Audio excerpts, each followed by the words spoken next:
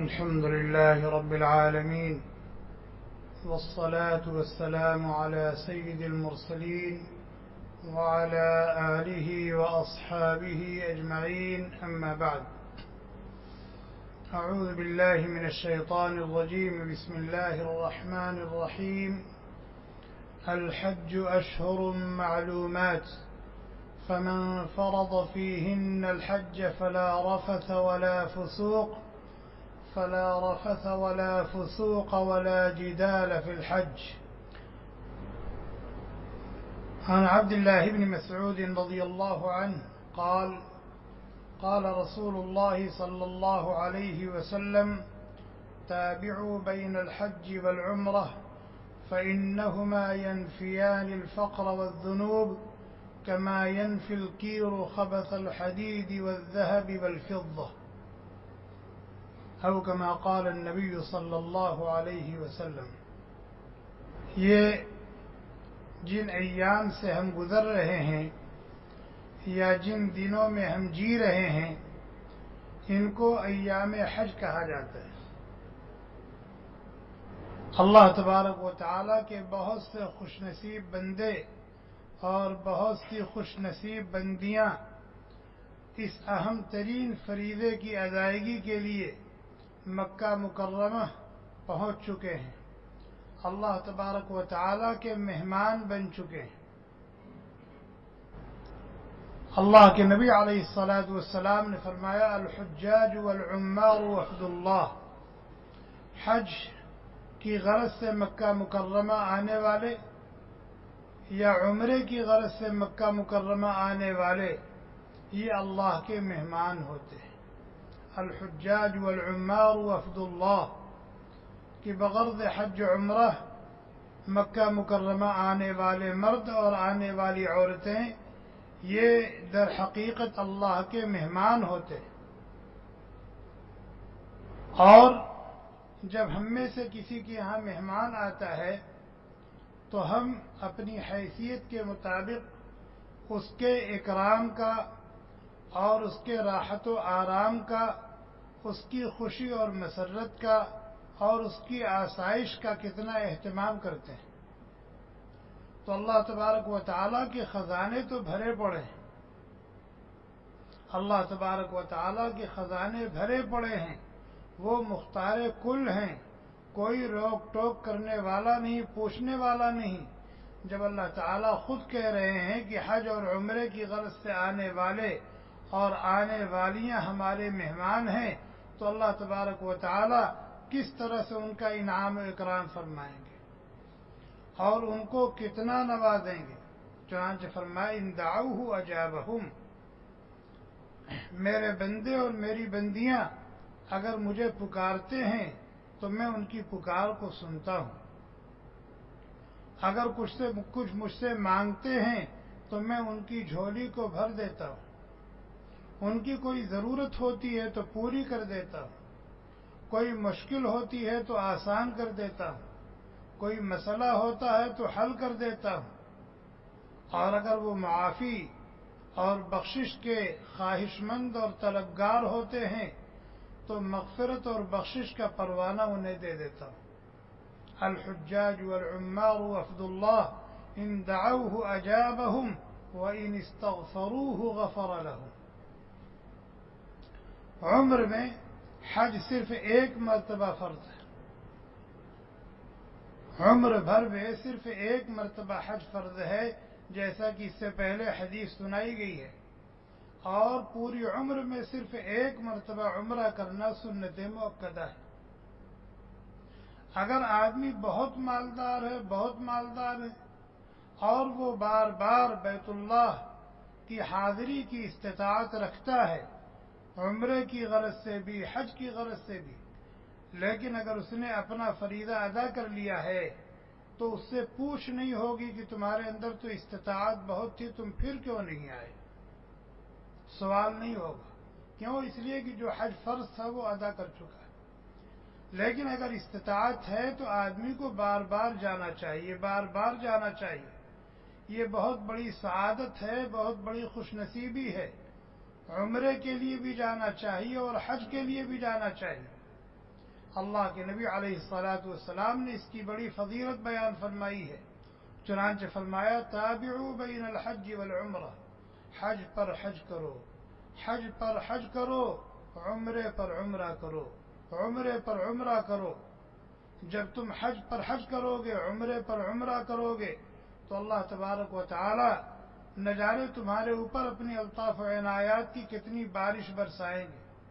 خاص طور پر دو نعمت عطا فرماتے ہیں، دو نعمت خاص طور پر عطا فرماتے ہیں. فإنهما ينفيان الفقر والذنوب كما ينفي الكير خبث الحديد والذهب والفضة. حج پر حج کرنے اور عمرے پر عمرہ کرنے کی برکت سے اللہ تبارک و تعالی اس بندے کی گناہوں کو اس طرح سے معاف کر دیتے ہیں جیسے لوہار کی بھٹی لوہے کے زنگ کو دور کر دیتی ہے، سونار کی بھٹی سونے اور چاندی کے اندر پائے جانے والے کھوٹ اور اس کے میل کچیل کو دور کر دیتی.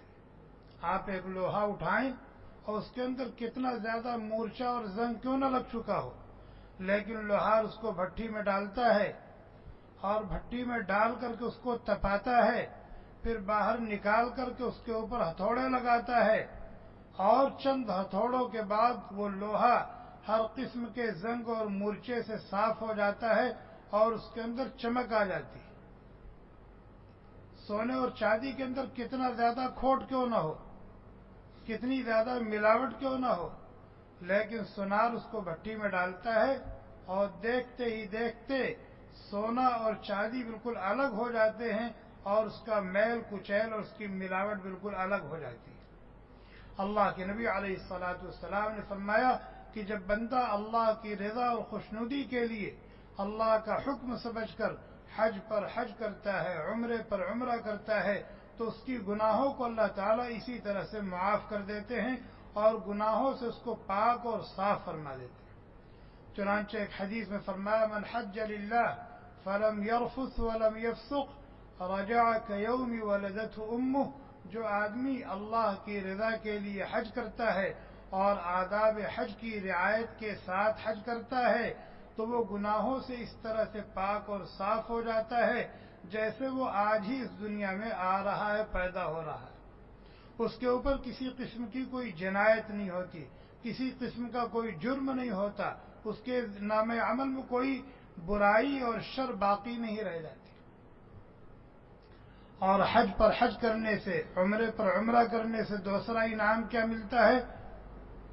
الفقر کی. اس کی برکت سے اللہ تبارک و تعالی اس کو یہ نعمت عطا فرماتے ہیں کہ جب تک وہ زندہ رہے گا زندگی جینے کی جو بنیادی چیزیں ہیں اس لائن سے کبھی وہ محتاج نہیں ہوگا، پریشان نہیں ہوگا. کیوں؟ اللہ کو راضی کرنے کے لیے، اللہ کو پانے کے لیے کتنے پیسے خرچ کر کے وہ اللہ کے گھر گیا، کتنے پیسے خرچ کر کے اللہ کے گھر گیا ہے. ایک حدیث میں آتا ہے کہ حج اور عمرے میں خرچ ہونے والا ایک ایک پیسے کا ثواب 700 گنا سے شروع ہوتا ہے. عام دنوں میں آپ صدقہ کریں گے، ایک پیسے کا 1 روپیہ صدقہ کریں گے تو 10 روپیہ صدقہ کرنے کا ثواب ملے گا. اسٹارٹنگ 10 سے ہوگی، لیکن اگر آپ حج اور عمرے کے سفر میں پیسہ خرچ کریں تو اللہ کے نبی علیہ الصلاۃ والسلام نے فرمایا ایک ریال کا 700 ریال کے برابر اجر عطا فرماتے. یہاں سے اسٹارٹنگ ہوتی ہے، شروعات ہوتی ہے، آگے اللہ تعالیٰ کا فضل ہے، وہ جتنا چاہے دے دے. تو حج پر حج اور عمرے پر عمرہ کرنے کی برکت سے اللہ تبارک و تعالی اس کو ہر قسم کے فقر و فاقہ سے، تنگ دستی سے، محتاجگی اور ذبح حالی سے محفوظ فرما دیتے کہ وہ اپنی جب تک وہ زندہ رہے گا زندگی جینے کی جو بنیادی ضروریات ہوگی ان کا بندوبست اللہ تبارک و تعالیٰ اپنے خزانے غیب سے فرماتے رہیں گے. اس کو کبھی پریشان نہیں ہونے دیں گے، اسے کبھی تنگ دست اور محتاج نہیں ہونے دیں گے، کسی اور کے سامنے اپنی حاجت کو رکھنے اور ہاتھ پھیلانے کی نوبت نہیں آنے دیں گے. فرمایا تابعوا بین الحج والعمرہ فإنهما ينفيان الفقر والذنوب كما ينفي الكير خبث الحديد والذهب والفضة. اگر اللہ تعالیٰ کی توفیق سے ہم عمرے کی سعادت سے بہرور ہو چکے ہیں، اللہ تعالیٰ کی توفیق سے ہم فریضہ حج ادا کر چکے ہیں، تو اللہ کے شکر گزار ہوں اور بار بار جانے کی کوشش کریں، اللہ تعالیٰ سے اس کی توفیق مانگیں، دعا کریں۔ اور اگر خدا نخواستہ ہم ابھی تک عمرے کے شرف سے مشرف نہیں ہوئے، فریضہ حج کی ادائیگی، فریضہ حج کو ادا کر کے اس فریضے سے سبکدوش نہیں ہوئے، تو پہلی فرصت میں اس کی فکر کریں، پہلی فرصت میں اس کی فکر کریں اور کوشش کریں، اس کی تدبیر کریں، اس کے اسباب اختیار کریں، اس لیے کہ اتنے قریب آ کر کے اگر ہم اب تک اس شرف سے محروم ہیں تو یہ بہت بڑی محرومی ہے، بہت بڑی کم نصیبی ہے۔ اور جب ہم ارادہ کریں گے، کوشش کریں گے اور اپنی جیسی کریں گے، اسباب اختیار کریں گے، تو اللہ تبارک و تعالی ضرور حاضری کی توفیق نصیب فرما دیں گے، ضرور اپنے در پر بلا لیں گے۔